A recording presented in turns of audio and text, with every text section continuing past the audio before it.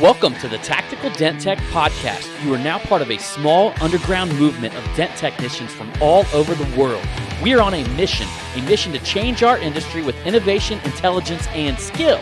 But because we don't rely on an insurance company to steer customers our way, we need to do things different. We need to do things smarter. We do that through a network of technicians that we call the Tactical Tech Movement. Now let's get this revolution started. Hey, what's up, everybody? John Hiley here with Angela Hiley and the Tactical Dent Tech Podcast. Long time no see, fuckers. Yes, fuckers. We should tell everybody what we got each other for Valentine's Day. Because we didn't even do a Valentine's Day episode, and I wanted to do that, but John was not feeling it.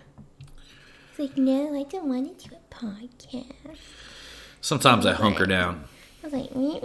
I'm like, fine, be that way. Everybody sees me as this, what is that shit, extrovert or whatever.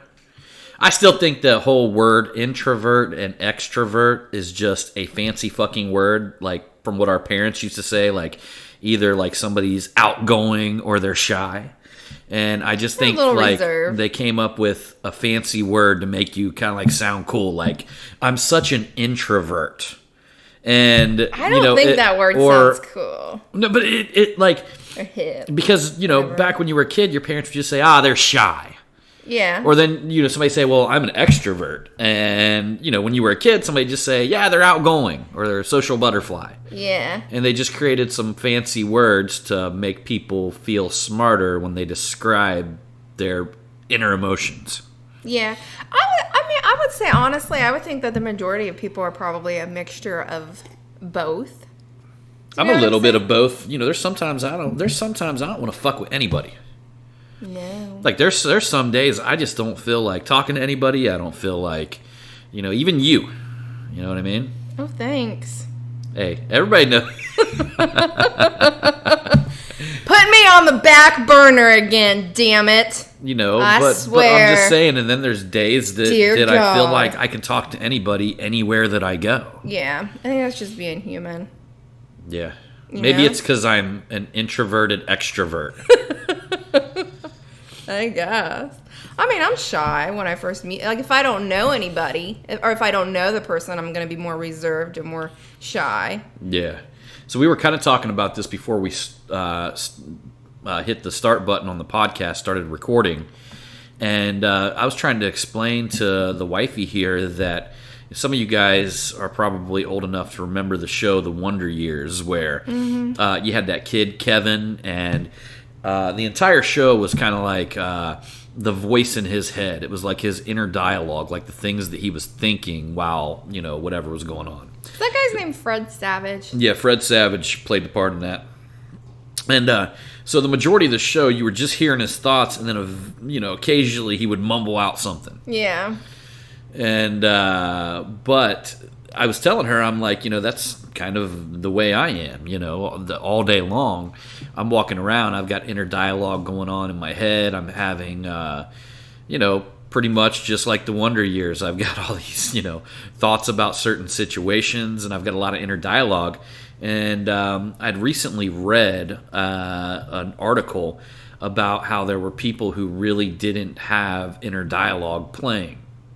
They mainly, whenever they thought of something or created a dialogue, they would actually say it out loud. And I was surprised, because I've always had this inner dialogue. But as I was telling her about it, come to find out, she's one of the fucking ones that doesn't have it. No, I mean, I do, but when I'm by myself, I don't just, keep it in. I like to talk to myself, out loud. I have a full-blown conversation with myself. But you said that you don't like to have inner dialogue thoughts with yourself. You don't like to have that Wonder Years voice. Maybe, when I'm around other people. Really? And I'm, observing the conversation and that individual. And so what makes it different talking out loud than talking to yourself in your own mind? I feel like it's more meaningful for me. Because not only, when I'm talking out loud, am I having a conversation with myself, but I'm also having a conversation with God, too. So it's Me, myself, and God were like, and then of course Lily, our schnauzer. I think God's actually kind of like he can hear what's going on inside of you too. Yeah. So I feel like if you're But when I'm at home by myself, I'd rather just like talk out loud than be just walking around and be quiet and all of the stuff's going on in my head. Right. Okay. But I think probably another reason is just because like since I have, with having anxiety and stuff like that, when anxiety kicks in, your mind is going like, it's going like rampant in there. Do you know what I'm saying? Right. You have like all these, you have your voice saying it's like all when you're this inside shit. one of them machines and all that cash is blowing around you and you're trying to grab as much as possible. Exactly. That's exactly what's going on. So that's probably one of the main reasons why I like to talk out loud. Yeah. But I don't do that when we're in groups of people, because then people will probably just look at me and be like, that girl's fucking crazy. Sometimes I've got to stop myself from talking out loud, especially, I think some of you dudes can relate. I mean, all of a sudden something happens and you get fueled with like a fit of rage all of a sudden. But wait a minute, are you by yourself or are you around No, other you people? could be around people, and I literally got to talk myself off the ledge, like, okay. But that's self-control right there. Don't get pissed about this. Exactly. But I actually find myself, I tell myself, I'm like, what will getting pissed about this accomplish for you? Yeah. And that's how I talk myself off the ledge. I tell myself, I'm like, don't do it. Don't get angry. If you say some shit that you don't want to say right now, it really won't help the situation. And the truth of the matter is, a temper tantrum or whatever you might want to call it, that's not really, it's just not having control. And they say that the older you get, the more control that you should be able to have over yourself. In the 7 Habits of Highly Effective People, which was one of my very first books that I ever read, kind of like a success book, probably not the very first book I ever read. I don't even remember what the fuck that was. Something in grade school or some shit. But this was the very first book that I've ever read on success. And it's a good book. If you haven't read it or listened to it, check it out. It's by Stephen Covey. And one of the things that he talked about is that there's a space between, there's a space between action and reaction, meaning there's a space between whatever stirs something up in you, right? And then the reaction. Yeah. So for people that do not have a lot of control, that space is very, very small. Mm-hmm. Because something stimulates them, and then they immediately react. But there's still a space there. They had a small moment of decision. They could have actually made the choice which way they wanted to go with this, right? Yeah, that happened to me today. Yeah. But what happens is the more that you actually stop and focus on that decision, and again, like I was saying earlier, talk yourself off the ledge of potentially doing something that's not really going to serve you. And the more often that you do that, that space actually gets bigger. It does. So it's like one of them things that as you practice that between stimulus and response, and you practice self-control, that space continuously gets big to the point to where you really start to have control over your reaction to just about anything. And it turns into a really good habit. I'd like to say I'm pretty close to being there. I'm not... Yes, I will say that you've really worked on that. That's what I'm working on right now. Hey, I kept my cool and held my shit together today. I was at Target and I was like leaving and I was in my vehicle and I was getting ready to exit the Target parking lot, and some lady wanted to turn down where I was originally parked at, but she didn't have her blinker on or anything, and I thought she was just going to go straight. And I'm like, oh, come on, you can go ahead. And then she was like saying stuff out loud, and I read her lips, and one of the words that came out of her mouth was bitch, and I was like, oh! It's like, hell no. I'm like, you are talking to the wrong motherfucker right here. But that space opened up. But I was like, no, I have self-control. I'm just going to go, because I was like... We're both not going to jail today. I was like, girl, I would get out of my car and come over there and beat your ass. Give you a good old ass whooping. But I was like, not today. Not today. See, that happened to me last year, but I actually did jump out of my Corvette and ran up on a semi driver. And what had happened was I was in Jonathan was with you. Yeah, Jonathan was, and that's what really did it. It was kind of like the Papa Bear coming out, you know. Yeah. Is that he was sitting in my Corvette by himself, and I had it parked in our parking lot in front of my shop, and there's trucks that pull in there. And this guy had no reason at all to just like pull right up beside my Corvette and start honking the horn. And my son's out there, and I'm in the shop getting something. I ran back in to get something, and then I had to come back out, jump the car, and leave. Well, I seen this shit this dude pulled, and he had no reason at all to do it. I just lost it. I just ran up to his truck window and asked him what the fuck he was honking his horn about. And it's crazy what people will do when they're confronted with, especially when they know that they were being an asshole. Yeah. Because when he rolled down his window and was confronted, he pretended like he didn't do it. He literally denied I don't know doing how my horn was honking. It was doing it by Yeah, itself. he did it on accident. A ghost. And but you should see it. The way he barreled into the parking lot and honked his horn at it and went in and pulled in. It was like one of them fucking, you guys remember Jim Carrey on Me, Myself, and Irene when he turned into Hank and he seen that dude flip the cigarette on the ground and he walked up and everything happened in slow motion. He looked at the cigarette and looked at the dude talk and he's like, "Hey, fucker, you gonna go pick that up?" That's exactly like... It's like everything happened in slow motion and just a fit of rage came over me. And but again, you know, I really maybe I taught him a lesson, you know, Yeah. whatever. But something I always got to remind myself is this, you know, you got two choices. Either you're going to be right or happy. You can pick being right or happy. Yeah. And there's a lot of situations where you got to choose happiness over being right.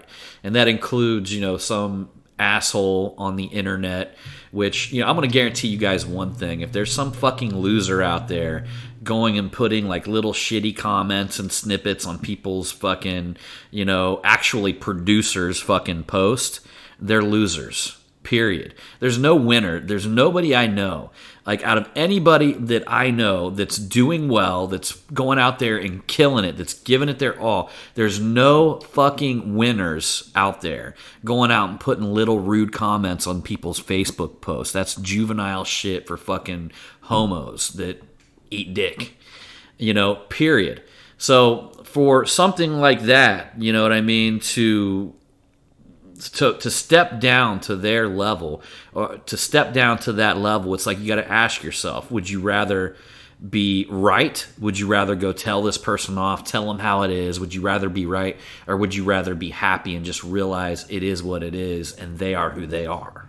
Well, yeah, and in all honesty, individuals that go out there and do that stuff, they're not really happy with themselves.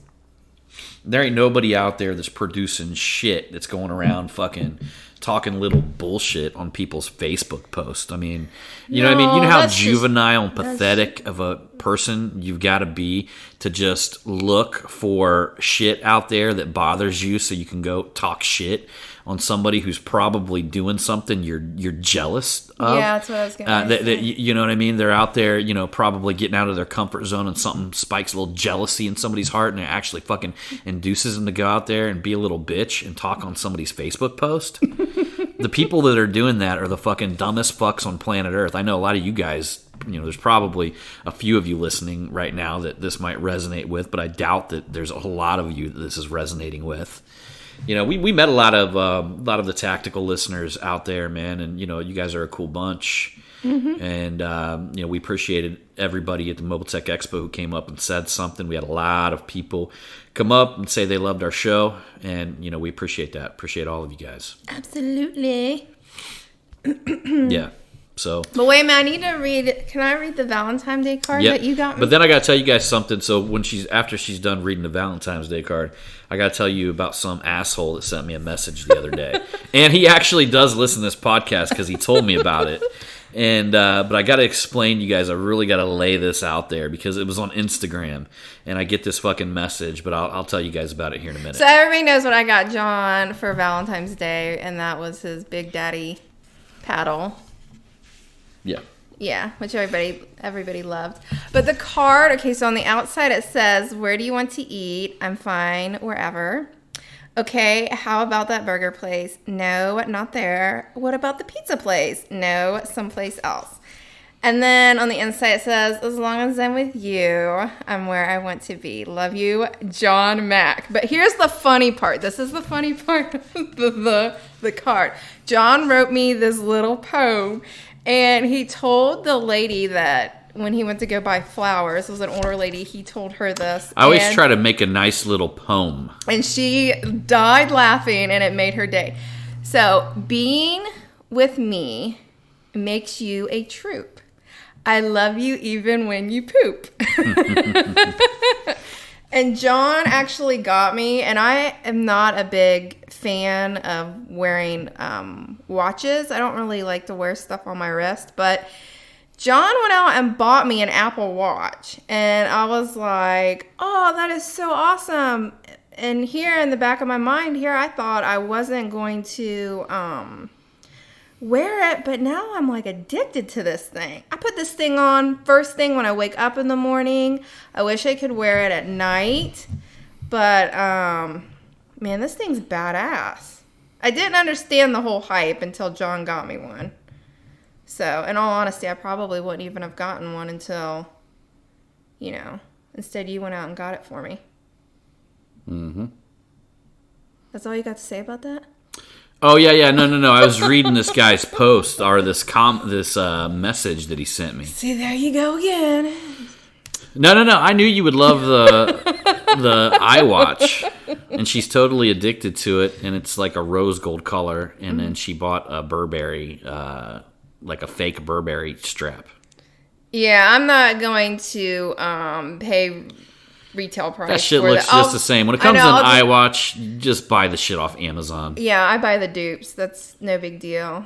Yeah. I got a Gucci one, then got a Louis Vuitton one. And Jonathan, when I told him, he was like, Mom, we do not buy fake stuff. And I'm like, when it comes to a watch fan, I will go ahead and buy. When I was a kid, I used to live off of fake Oakleys. Like, I would go down to the flea market, and I would always go whenever my grandma would take, I would go to visit my grandma in Florida, or me and my grandma would drive down to Florida, and there was a flea market there outside of Daytona.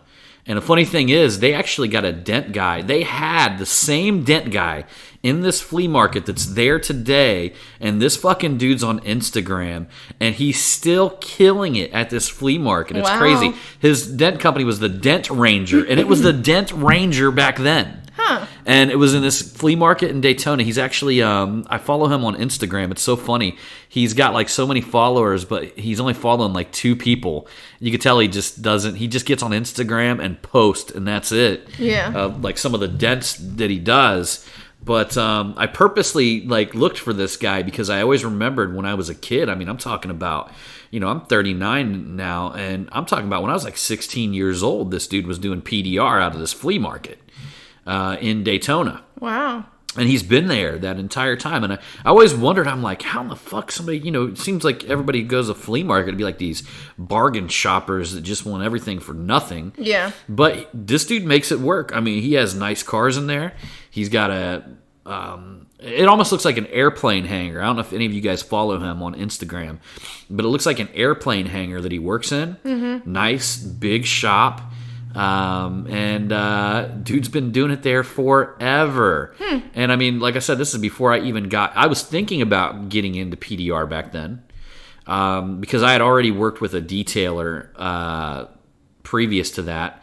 And he had this big car dealership account called Dave Arbogast up where we live. And I was one of his detailers. So we were like, I was, 15, 16 years old.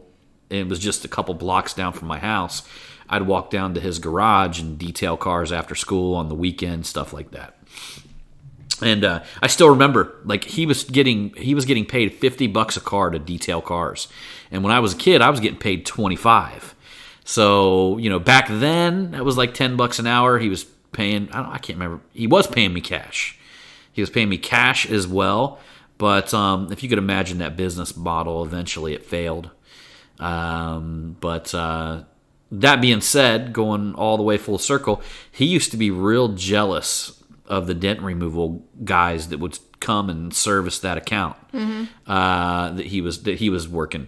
And back then, I want to say they probably made much, even better money on wholesale. Like probably the wholesale rate back then, I think, was like $35 a panel, or maybe it was $45 a panel, or maybe even $50 a panel. I don't know, but they were just lining cars up and fucking killing it back then. Killing it. And he was always so jealous about how much the dent guys made, how much money they made. And I'd already, I've done body work with my father. I painted my first car when I was like 13 years old. I wanted to learn at an early age. Remember, we talked about that Mustang that we bought, and it had a smashed quarter panel, and you and your dad fixed it. Yeah, and we fixed it together. And so I was already doing body work with my dad. I mean, I grew up in a garage, and I just kept hearing him talk about these dent guys and them doing it differently. And I just never could get that out of my mind because he was so jealous. And I was thinking the entire time, like, how in the fuck do I become one of these guys? Like, that's one of the main reasons I need to make that cheddar. Because of his jealousy of him talking about how much money they made. And I was already into cars. I just thought it was a perfect fit. Yeah. And, back then, I guess I didn't really understand a lot of money could be made in paint and body work because my dad never charged anything. My brother never charged anything. They always, he was mainly doing it for his cars that he was fixing and reselling. But when he actually did it for a friend, he just didn't charge him anything at all. It was more of like buy me a few cases of beer. Yep, and my brother was the same way. I mean, I could literally probably go right now to my brother and have him paint half a car for me, and I could trade him in beer. Yeah. As long as I bought the paint, and maybe if he needed a new paint gun or something like that, which he my brother does a good job, especially for the environment that he actually paints cars in. And I mean, he's a great body man. But he still uses them $99 guns from Walmart. And I'm sure that he still uses them. He never bought real expensive guns. He's always done a good job. I even remember when she was pregnant, she was driving, I had one of them. It was a Beretta. It was a Beretta. And she backed into a guy's trunk or side of his bedside. Yeah, it was because that dog that you picked out from that damn animal shelter, that dog hated me. John named her Mary Jane. And you guys could probably guess why I named her that back then. Yeah, and she was a blonde lab mix. This dog She was like hated a full-size dog. It was like... It wasn't a puppy. John was just like, oh, let's go to the animal shelter and get a puppy, I was like, oh, that sounds so cute. And he picks out a full-grown dog that was like 2 years old. And I'm just like, oh, this dog hated me. The dog did not like me at all. But the dog ended up outside because I was like... Man, the baby's getting ready to come. You gotta do something about this damn dog. But long story short, she ended up backing into this dude. Oh, I felt horrible. And man, I hate to say this, guys, but back at the time, I mean, we were I don't even think I had insurance. And because of that, I talked the guy into... I think he felt bad because I was pregnant. Yeah, I talked the guy... 3 sheets to the wind, Yeah, too. and I was about half hammered, and that's why she was driving. And I talked to the guy, and she ended up having him follow me out to my brother's house. And I got his bedside all fixed up on his truck and painted. And I think I paid my brother in beer, of course. Yeah. And he ended up, the last time I talked to Greg, I mean, this guy still comes out and gets paint work done from him. He became like a lifetime client and customer. Yeah. Yeah, he was the nicest dude ever, though. Most people would call the police and all that shit. And I'm like, dude, we really need to handle this. I'll take care of it for you. And, my brother does paint and body work. I think I was probably maybe like 6 or 7 months pregnant. And I remember bawling my eyes out. So obviously he felt, See, I didn't even do PDR until John was 2 years old whenever we started doing paintless dent removal. Mm-hmm. And then at that point I came back, and again, I've told the story before, I had years worth of struggle. I mean, there wasn't that, you didn't have the access that you have today. It's one of the main reasons why, we created Dent Trainer. One of the main reasons I did. I know Mike, he had the whole deal where he was trained by I don't want to butcher this. Don't butcher it. It might have been his father-in-law that trained him. It might have been his father-in-law. Let's just say that. And or something to that nature, stepfather, or something to that nature. But I know he was trained by a family member, of some sort. And I went out on my own and got trained at like a mill training place. And when I came back, it was like, I didn't know how to fix a dent. So it took, and not to mention the lights that we had back then. The lights that we had back then were just like two fluorescent tubes. Yeah. With like a green painted, the thing in the center of a light ballast was painted a bright green color.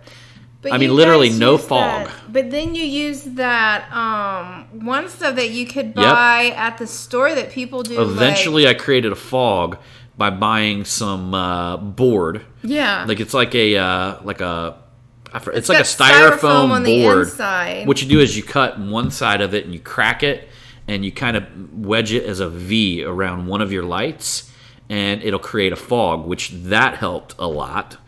But I was pushing on that light with the green painted. I threw it away. You threw them away. I eventually threw all the shit away. I lugged it, like I took it with me from like location to location. I hung onto that shit like it was supposed to be into the Smithsonian. And then one day I got just all like I just wanted to purge and get rid of a bunch of shit, and I just threw it all away.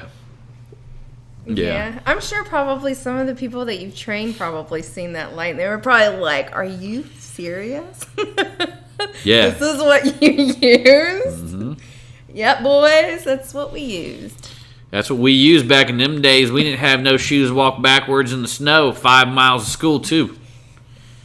No, that was not you. You lived a block away from the school, and your dad used to take you to school every morning, and then he used to come and pick you up for lunch, too. Yeah. I remember your mom would tell me that story, like, all the time, and she would always tell me about how far that she had to walk to school, and she's like, "Oh, yeah, John, no, he wouldn't even walk a block to school." Hey, when you got it like that, you got it like that. I had to have my chauffeur take me. Oh, my God, you're such a dork. You know what, though? You look at that shit nowadays, I wouldn't trade them lunches for anything, having him pick me up and spending that amount of time at lunch with your dad, is a good thing. Mm-hmm. No, absolutely. Yeah. So, that being said, you guys, shit, was we going to talk about something else? What was it? The fucking dude. The fucking dude, and he's probably gonna send me another message after this. He's like, "How dare you? How dare you?" I'm not gonna say who he is. I'm not gonna put him on blast like that. But I'm just gonna try to explain this. I know like people listen to this podcast, and I just want to let you guys ultimately know that number one, like I don't owe any of you guys shit. That's true. You know what I mean? Like I put this podcast out. And I try to pack as much value as possible because I want to add value to your life. I want to help you guys. But that doesn't mean that I owe you some sort of, number one. Okay, so if any of you guys known me for a long time, you guys know that I hate writing messages. Like, literally, I hate it when somebody messages me a question, and I've got to sit here and think about it and write them back. Okay? I just hate that shit. I don't like it. It's not something I like to do. So it's, in all honesty, it's not something that I do. Now, if I felt like I did owe him something, because there are some of you guys that I do owe a lot to. Yeah. But I'm going to explain exactly who you guys are. All right? But this guy just hits me up randomly and tells me that he enjoys, he listens to the podcast, and he really enjoyed some content in the podcast. And he's only been doing paintless dent removal for 2 years, and wanted me to know if I could explain to him what he feels like his next step should be. Should he go out on his own? Any thoughts on that I could possibly give him? Yeah. Dude, anybody just out of the blue who I've never heard of, you guys, if I don't know who you are, it's a company name that's hitting me up, just randomly hits me up with a fucking bullshit question like that, they're never, ever, ever going to get a fucking response from me. Because number one, I associate pain with sitting here and writing all that shit out. Number two, I don't fucking owe this person anything. Now, if this individual was actually smart and actually wanted me to help him in answering whatever questions he wanted me to answer for him, he would be out there sharing my stuff.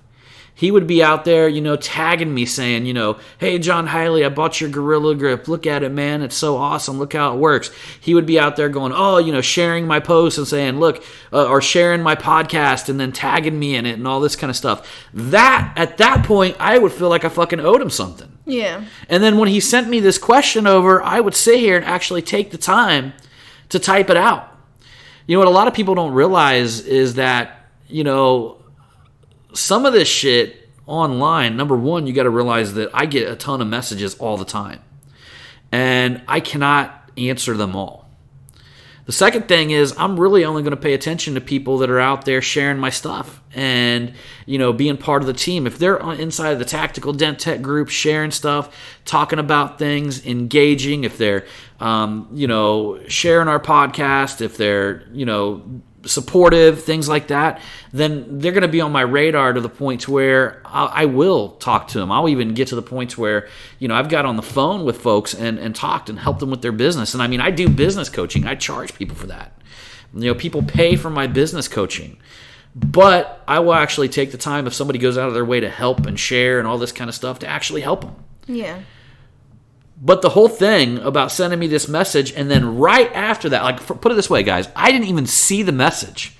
But I noticed I get 2 messages from this guy, right? The second message, the one that I didn't even see the first one, number one.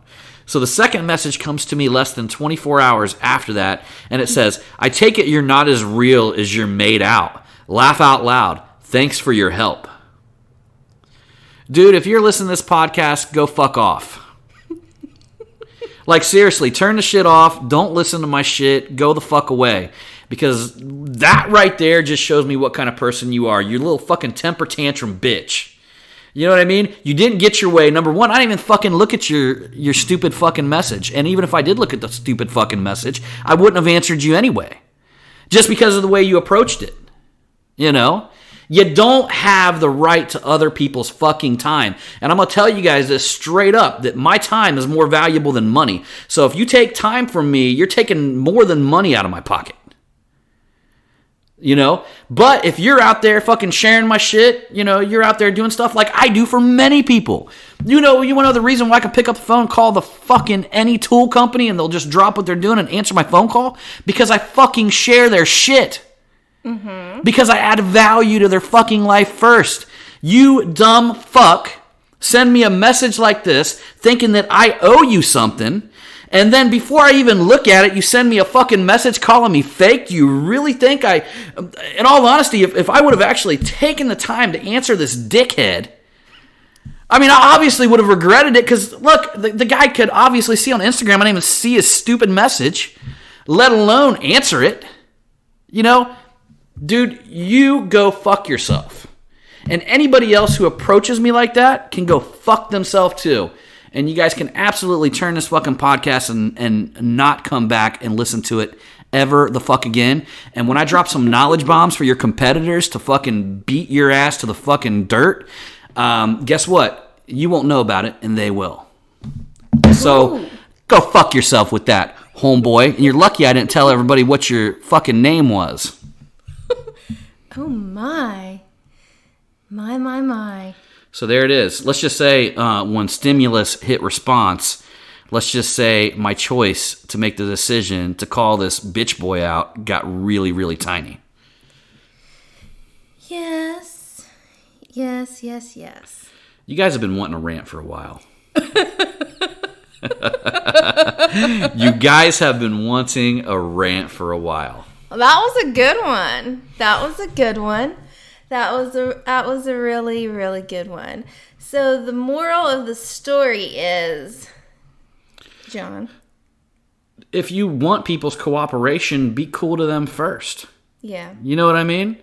If you want people to help you, don't just jump in there and ask to take. Don't just try to take from the world. Try to add value to people's life. And then once you add value to people's life, then you're going to get the respect you deserve. That's true. There's always a right way and a wrong way to approach, things and situations. I mean, I personally would never just kind of, like, if I didn't know someone, do you know what I'm saying? I wouldn't be asking them, bombarding them with, hey, I'm going to take some of your time and I want you to answer these questions for me. I wouldn't do that. And any dipshit that basically asks a question, it doesn't even get read, and then before 24 hours is up or whatever, calls the individual fake for not answering them when I didn't even see his fucking question to begin with, is obviously a dickhead to begin with. Yeah, and you're not fake. I wouldn't be with somebody that was fake or not. Well, the thing is though, if you guys go find the time in this podcast, I told anybody that you can just ask me any question you want and I'll get online and fucking answer it. Yeah. It's not there. It doesn't exist, man. You guys can send in things and topics and things like that and send in questions that I would answer on the podcast. Yeah. But for me to get in a one-on-one exchange with people, look, man, I wouldn't be doing what I'm doing. I wouldn't have what I have today if I got in a bunch of tiny little one-on-one exchanges with 100 people just answering their questions. I know, because it would take up all your time, and then you wouldn't be able to be out there making moves and making money and doing the stuff that really and that for some of you inspires guys some of you guys might shrug your shoulder and say, "Oh man, just answer the dude's questions." Why don't you do it to 50 people a week? Because that's the equivalent of what I would have to do to keep up with all these tiny little questions everywhere, or all these little messages that I'm being sent everywhere. Could you imagine trying to do your job and then also keep up with 50 little random questions, and then on top of that do a podcast, and then on top of that launch 4 companies, and on top of that have time to spend with your family, and then on top of that it just goes on and on and on, guys. That's true. But on a lighter note, if you're out there sharing my shit, if you're out there, helping me, man, and I notice that, dude, I will go above and beyond to help you. That is true. I mean, you guys got to realize, and I do the same thing. So I try to connect with people that are on another level, a higher level than me, and I try to connect with these people by sharing their stuff. I would never just send them some random message expecting them to give me their time. I would much rather provide and show them value. It's just like a law of the universe. If you begin helping somebody, you'll get noticed by them, and then there'll be a certain point, a turning point where, you can build a relationship. That's true. But on a lighter note, I did want to mention that Crystal will be having a big speaking event on April 15th in Midland, Michigan, if anybody wants to attend. Yeah. Mm-hmm. And I'm really stoked. I think, in all honesty, John and I are going to go up there, and I would like to see her speak, because we have a really deep, good conversation just about being, a wife, a mother, and just being a woman in this day and age. But it was so funny, though, because, the conversation got so deep. But then there at the end, what did we end the conversation off of? Next thing you know, me and her are telling... same thing that we end the podcast usually with. Look, it turns into, poop stories. She's just so does John have, a designated bathroom? Because Dwayne has one. I was girl, yeah, hell yeah, he does. I was I got to keep that contained. Mm-hmm. I was we got to keep that contained. But it was kind of, it was pretty funny. Yeah. It was. Anyhow, I think that's it for tonight. Yes, this has been a wonderful podcast. I might say so myself. All right, everybody. So anyhow, we appreciate you for coming along on this Tactical Dent Tech podcast. Mm-hmm. And as usual, we're going to see you on that next one. And ain't you going to say that thing? I don't even remember what that thing is. Something... Your vibe attracts your tribe. Did I say it right? Yep, you said it. Woohoo! All right, we'll see you on the next one.